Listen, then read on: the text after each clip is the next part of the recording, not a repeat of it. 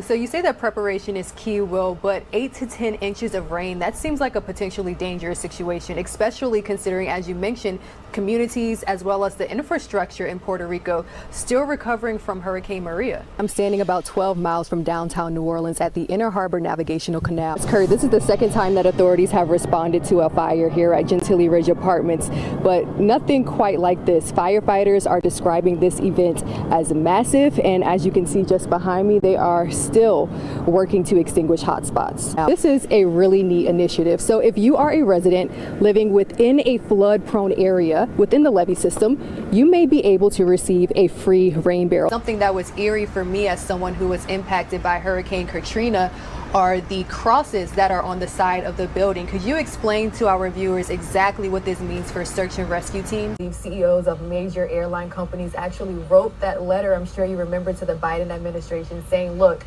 we're tired of the mask mandates on public transportation, specifically airplanes. It's causing a lot of havoc. However, we know that mandate specifically is still in place right now. Another topic of conversation is the supply chain crisis.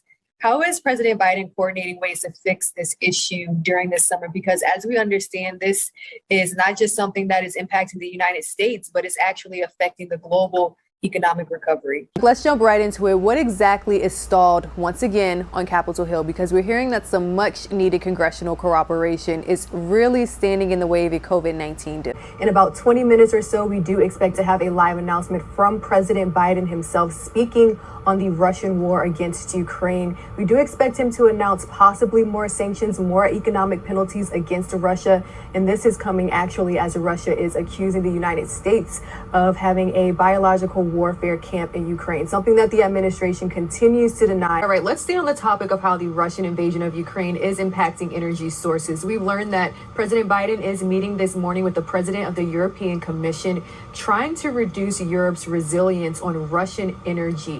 After an old Houston theme park, kind of paying homage to his childhood and really paying homage to the city of Houston. So is this something that the city usually supports, this concert? And if so, have we heard from any Houston city officials? That now it's time to really reimagine policing as a whole. You oversaw police reform in the city of New Orleans during your time as mayor. So I would love to know your thoughts, because you actually have experience doing this very thing. The most magical place on earth is getting some new rules.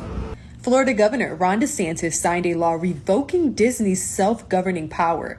The move is meant to penalize Disney after it criticized the governor's so-called "Don't Say Gay" law. That's right, Susie. Kurt, the consent decree was enacted back in 2013 after the Department of Justice found patterns of corruption within the New Orleans Police Department. This took place in an effort to improve things and to avoid a government takeover. Mayoral election, city council races, and a host of open municipal seats. The political landscape in New Orleans is set for significant change. The 9 escapees all entered into a plea of a charge of simple escape. Now, this comes as law enforcement continues to search for the 10th and final escapee. This French Quarter business on Burgundy has shut down, being seized by the state. And officials tell me it was merely a mask for illegal operations. This new strand of fentanyl, green fentanyl as it's called, is sparking opioid-related emergencies. Folks at the Tangipahoa Hope Parish Sheriff's Office are warning the community. Here's what they have to say. So when news of the indictment first broke, WGNO went to the community and we got real-time reactions from the people of New Orleans. Owner Gail Benson says now that the lease agreement is signed, her next goal is to petition the NFL to host yet another Super Bowl in the Superdome.